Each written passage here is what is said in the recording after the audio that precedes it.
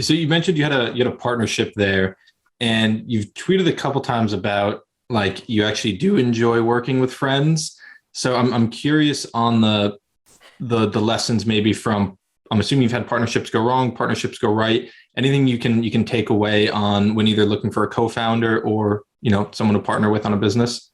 Yeah, I mean, I think my main thought there, I don't think I followed up to that tweet today on the topic, is that the way you make it work with any partner, even if they are a friend, is you like communicate clearly, and you set expectations with each other, and you speak candidly with one another, and you put people in roles based on their merit, not based on it being the homie, right? And so these are all the same things that make it work with like a partner you met off the street, or an employee you hire for a role, so on and so forth. So yeah, like I don't know. In my opinion, if all parties can do those things, and it doesn't work out, it kind of takes a lemon for it to not be okay in the end. That doesn't mean, there's been some gaps in some of the friendships involved in that when they did come to an end, but any that was worthwhile is fine at the end of the day.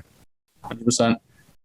Can you quickly riff on like some of the stuff that you're doing right now? Because I think when we were setting up this call and I was like thinking about like what we're going to kind of dive into, my thought was like Colin, like smart marketing dude, likes to hustle and like sells weed. Like these are like the three things that I like kind of like pin you down as in terms of like your rep. And then you just started mentioning guns, skincare products, and like all of this other stuff. Or do you have like a half a dozen businesses, or are these just like things that you've sold in the past? Those are just all in the past. Like I said, particularly in that like marketing consultant phase, like the pattern seemed to be consumer product that you can't just do the usual playbook on, right? Sure. Like you can't run Google AdWords on guns. Sorry.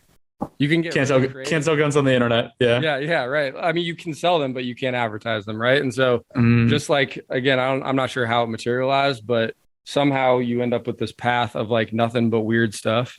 And the culmination of which, or at least at current, is cannabis, which is the same story, right? We're jumping through hoops to do literally everything we do. What just out of curiosity, like, because when I think of marketing today, I think maybe this is a lazy way of approaching marketing, but like marketing today at the end of the day is like pretty much arbitrage in terms of like attention, right? So you are going and you're bidding on Facebook, you're bidding on Instagram, you're bidding on Google, you are going and running YouTube ads, you are like it's, I think, very digital because I've grown up in such a digital environment. Do you basically, for any of these products, whether it's cannabis, guns, anything that you can't like you violate Zuckerberg's terms of service with, do you have to go like really old school marketing where like you find print media and you're like, let's go and advertise in that magazine, or like, let's go and set up a booth at this trade show? Yeah, absolutely.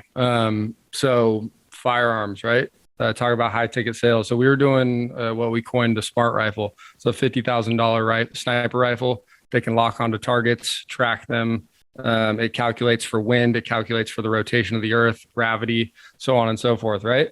So one of the big plays there was direct mail to affluent neighborhoods in Texas, right?